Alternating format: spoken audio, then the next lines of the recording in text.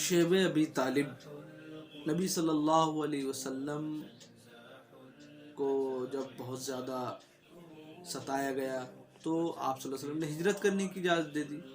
لیکن جیسے ہی ہجرت کرنے کی اجازت دی تو چونکہ نبی کا خاندان یہاں تھا تو لوگوں نے ان کو ستانے کے لیے نبوت کے 7ویں سال یہ کیا کہ ان کو ان سے بائیکاٹ کر لیا اور یہ کہا کہ ان سے کوئی چیز نہیں خریدے گا, ان کو کوئی چیز نہیں دے گا اور نہ ان سے شادی بیاہ کرے گا.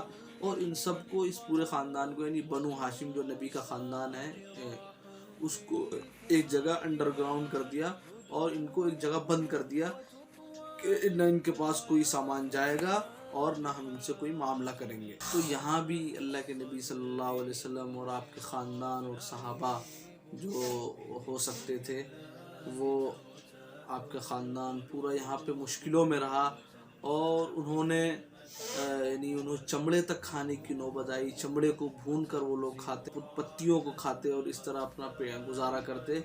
اور کبھی کبھی کچھ لوگ جو بڑے رحیم قسم کے ہوتے تھے اسی طریقے سے چھپ چھپا کے کچھ بھیج دیتے. تو وہ اسی طریقے سے 3 سال تک ان لوگوں کو بند کر کے رکھا گیا اور اس طرح ان کو تکلیف دی گئی. اور یہ نبوت کے 7ویں سال یہ واقع ہوا تھا اور یہ 3 سال تک یہ مشقت, قید با مشقت برداشت کرنی پڑی.